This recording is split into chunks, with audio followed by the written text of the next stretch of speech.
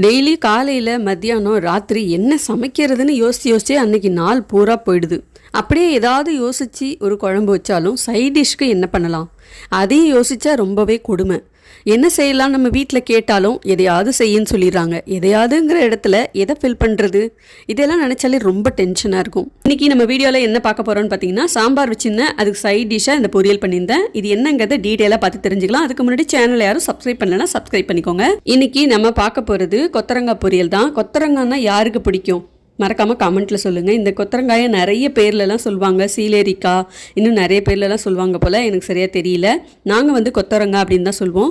இந்த கொத்தரங்காயை வெயில் காலத்தில் மாங்காய் வத்தை, கத்திரிக்காய் வத்தெல்லாம் மாதிரி கொத்தரங்காயும் வத்தல் போட்டு வத்த குழம்புலாம் வச்சு சாப்பிட்லாம். அதேமாதிரி வத்தல் மாதிரி பொரிச்சும் சாப்பிட்லாம். எங்கள் வீட்டிலலாம் அப்படி தான் பண்ணுவாங்க. இந்த கொத்தரங்காயை பொரியல் பண்ணியும் சாப்பிட்லாம், ரொம்ப டேஸ்ட்டாக இருக்கும். இதை இந்த மாதிரி நுனியையும் அடிப்பகுதியையும் வெட்டிடணும். இடையில உள்ள பகுதியை மட்டும் இந்த மாதிரி நல்ல மெல்லிஸாக எந்த அளவுக்கு கட் பண்ண முடியுமோ நல்லா கட் பண்ணிக்கணும்.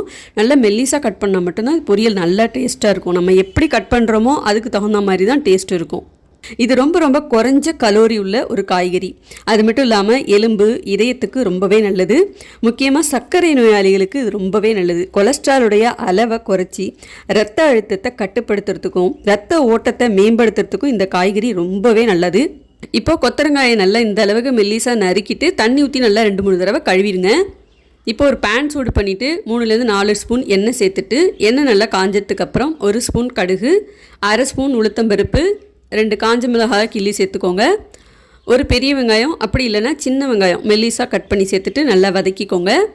வெங்காயம் நல்லா வதங்கினதுக்கப்புறம் நறுக்கி வச்ச கொத்தரங்காயும் சேர்த்துட்டு நல்லா ஒரு தடவை இந்த மாதிரி பெரட்டி விட்டுருங்க. இப்போ இதில் கொஞ்சமாக ஒரு 1/2 ஸ்பூன் அளவுக்கு மஞ்சள் தூள், கொஞ்சமாக உப்பு சேர்த்துட்டு முழுகிற அளவுக்கு தண்ணி சேர்த்து நல்லா கலந்து விட்டு இதை வேக வச்சுருங்க, மூடி போட்டு. இப்போ இது வேகிறதுக்குள்ளார கேரட் சீவி எடுத்துக்கலாம்.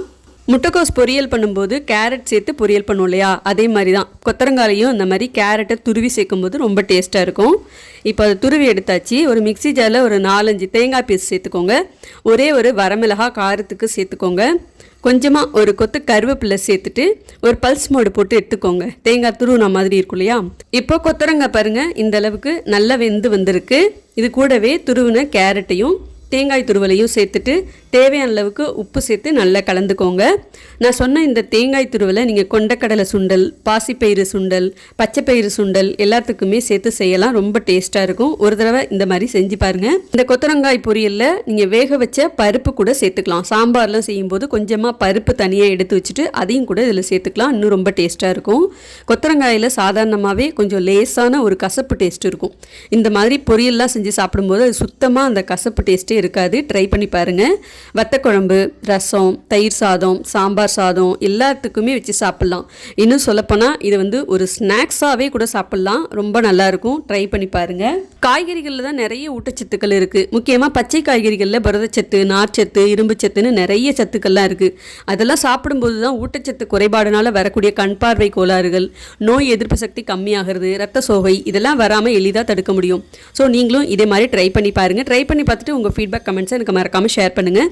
இது மாதிரி நிறைய வீடியோஸ் தொடர்ந்து பார்க்கணுன்னா நம்ம சேனலை மறக்காமல் சப்ஸ்கிரைப் பண்ணுங்கள். பக்கத்தில் வர பெல் ஐகானையும் கிளிக் பண்ணிக்கோங்க. அடுத்து ஒரு வீடியோவில் பார்க்கலாம்.